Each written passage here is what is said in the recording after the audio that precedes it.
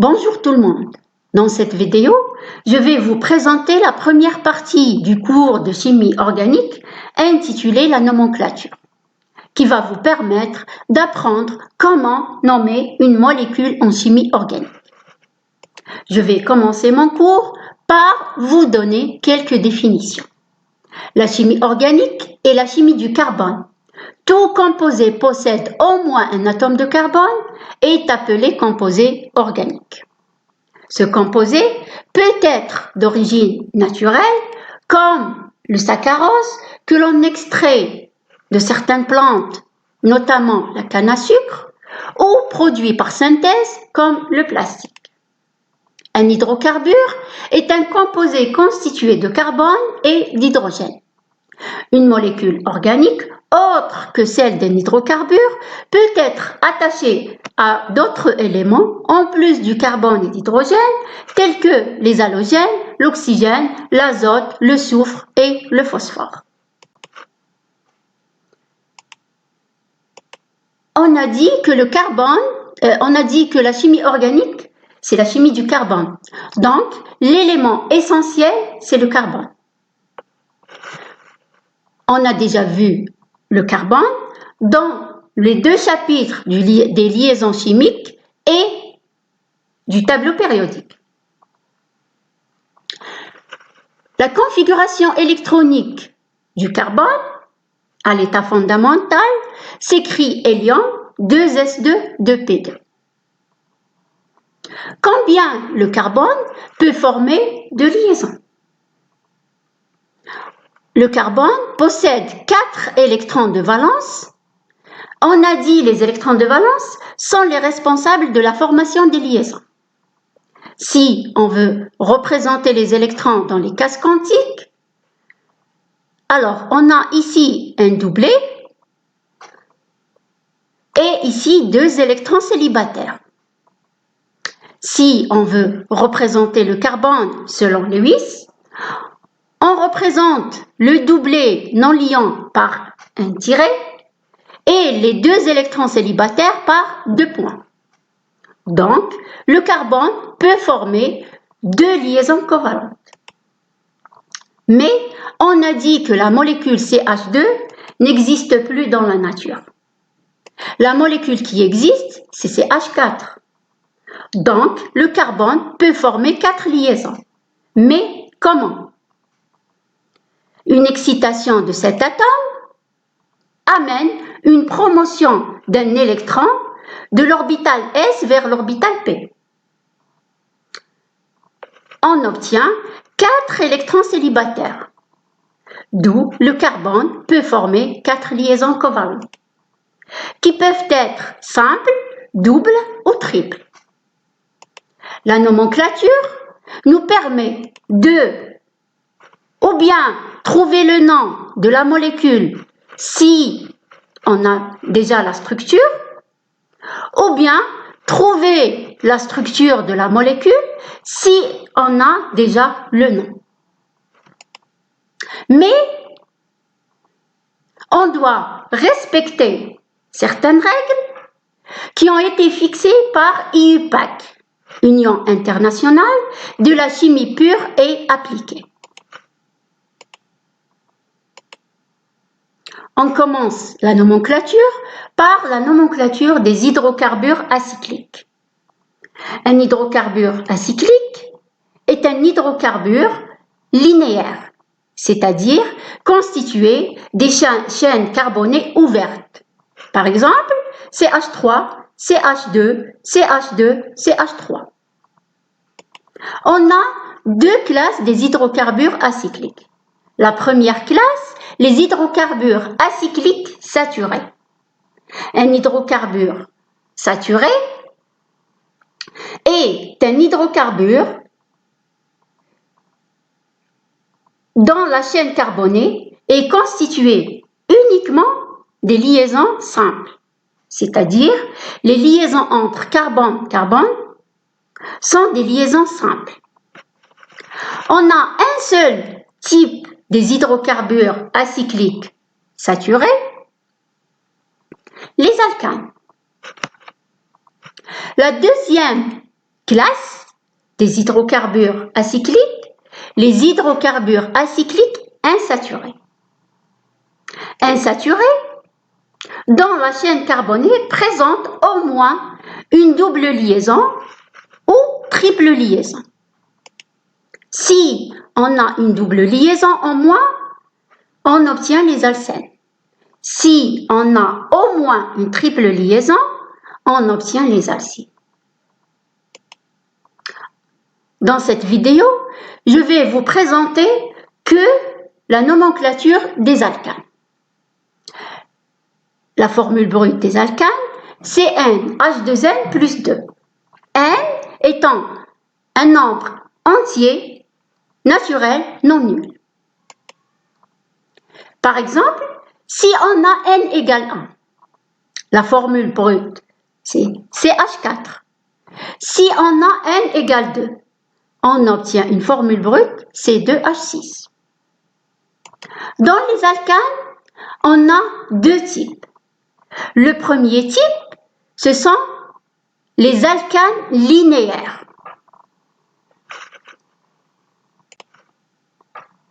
Les alcanes linéaires, ce sont des alcanes non ramifiés. Le nom de ce type d'alcane est constitué d'un préfixe qui est lié au nombre de carbone plus la terminaison -ane. Par exemple, si on a un seul carbone dans la chaîne carbonée, le préfixe c'est met. Si on a deux carbones, le préfixe c'est et. Ainsi de suite. Exemple, la molécule CH4.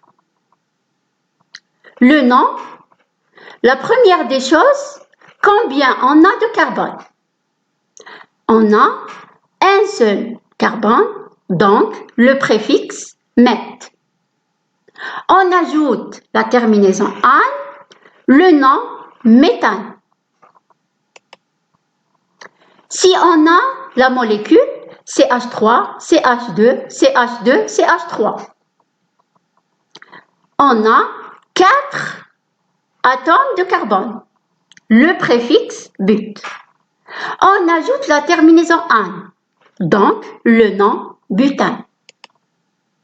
Le deuxième type des alcanes, les alcanes ramifiés, ou bien les alcanes non linéaires, qui possèdent des ramifications. Une ramification est un substituant ou un radical qui est accroché à la chaîne principale. La chaîne principale est celle qui possède le plus grand nombre de carbone.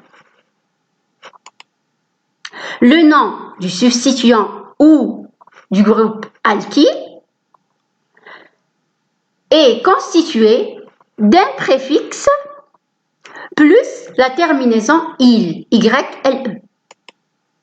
Exemple, si on a la molécule CH3 attachée à une chaîne principale, le nom est constitué d'un préfixe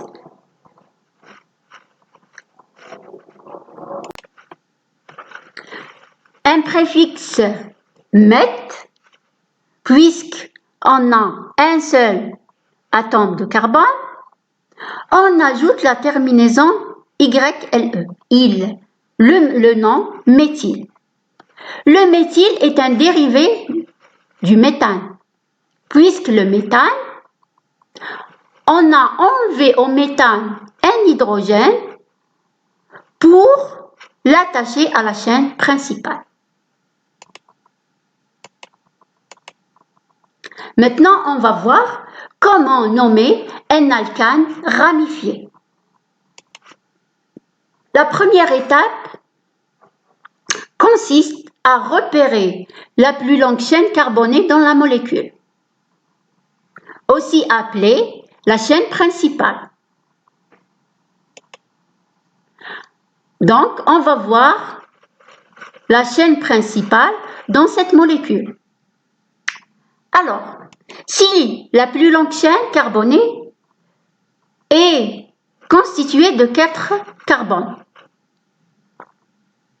On peut trouver aussi 6 carbones. Ou bien cette dernière qui est constituée de 7 carbones. Alors, la chaîne la plus longue, c'est la chaîne qui est constituée de 7 carbones. Donc, on choisit cette dernière.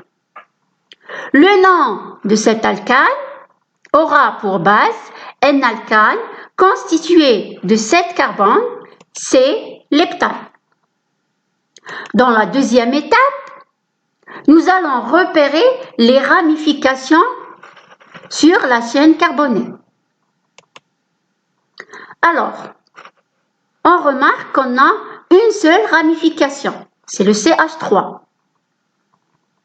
Donc, la ramification est constituée d'un seul atome de carbone, le préfixe c'est met, on ajoute la terminaison I, donc le nom du substituant c'est méthyle. Maintenant, il faut repérer la position du substituant dans la chaîne carbonée. Pour cela, il faut introduire la numérotation de la chaîne principale. Donc, ça sera la troisième étape. Le sens de la numérotation se fait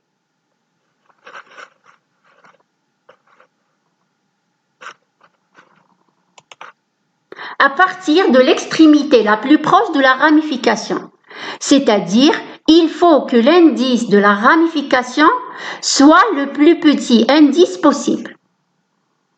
Si on numérote vers la gauche, le carbone porteur de la ramification est situé à la cinquième position. Donc, l'indice de position 5. Si on numérote de la droite vers la gauche, de la gauche vers la droite.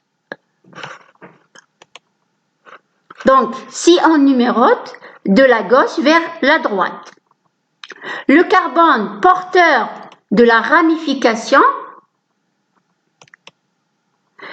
est situé à la troisième position. Le sens choisi est donc ce dernier, puisqu'on a 3, l'indice 3 est inférieur à 5. Puisque 3, c'est l'indice le plus bas. La quatrième et la dernière étape consiste à nommer la molécule. Le nom du substituant est placé avant la chaîne principale, en enlevant la terminaison il, c'est-à-dire on l'écrit méthyle, précédé par l'indice de position, qui est 3. Entre les chiffres et les lettres, on met systématiquement un tiret. Le nom de la molécule 3-méthylheptane.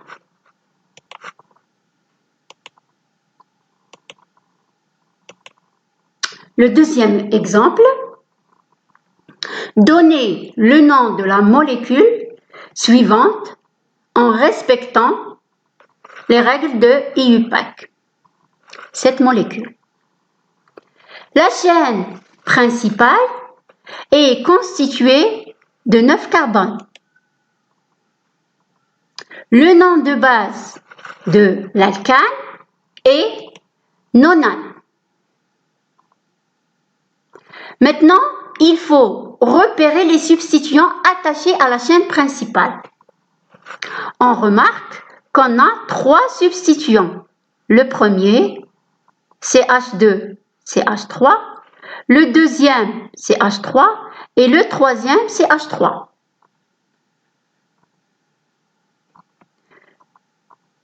Deux substituants qui sont constitués d'un seul carbone on écrit le nom méthyle. Le troisième est constitué de 2 carbones, CH2CH3, s'écrit éthyle.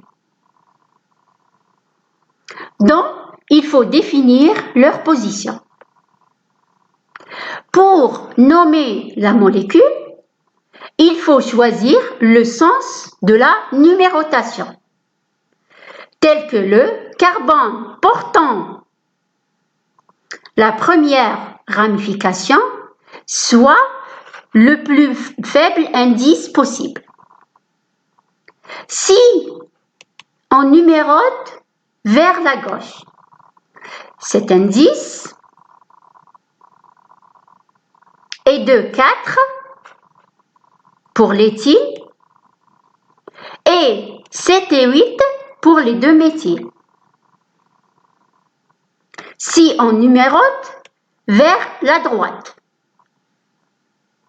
cet indice est de 3 et 2 pour les 2 méthyles et 6 pour l'éthyle. Alors, ce dernier nous donne le plus bas indice de position, c'est-à-dire on a 2, 3 et 6, plus petit que 8, 7 et 4. Donc, on choisit la numérotation vers la droite. Pour nommer la molécule, comme on a 2 substituants différents, le méthyle, les 2 méthyles et un éthyle, il faut classer les substituants par ordre alphabétique. Comme on a le méthyle et après éthyle, donc éthyle vient avant le méthyle puisqu'on a le E et le N. S'il y a des substituants identiques, comme le cas ici, on utilise le préfixe di. Ici, on a 2 substituants identiques, c'est les 2 méthyles. Donc, on appelle les 2 méthyles diméthyl en ajoutant le préfixe di. Le préfixe di n'est pas pris en compte dans l'ordre alphabétique des substituants. C'est-à-dire, si on veut classer les substituants, on classe l'éthyle et après diméthyle, puisque le di n'est pas pris en compte dans l'ordre alphabétique, puisque le substituant c'est le méthyle. Chaque substituant est placé devant chaque substituant est précédé par son indice de position. Comme ici, l'éthyle se trouve en position 6. Donc, c'est 6 éthyle, 2, 3 diméthyle. Les indices de position pour les 2 méthyles ou bien les substituants identiques sont séparés par une virgule, comme le cas ici. On a 2 substituants identiques. Le premier se trouve en position 2 et le deuxième en position 3. Donc, on met une virgule entre le 2 et le 3. Et après, le nom de la chaîne principale. Donc, le nom de la molécule, 6-éthyle-2,3-diméthylnonane. À la fin, je vais vous donner un exercice. Donnez le nom de la molécule suivante selon IUPAC. Essayez de trouver le nom de cette molécule en respectant les règles de l'UPAD. Je vous dis bon courage, restez chez vous, ne sortez pas. À la prochaine vidéo. Au revoir.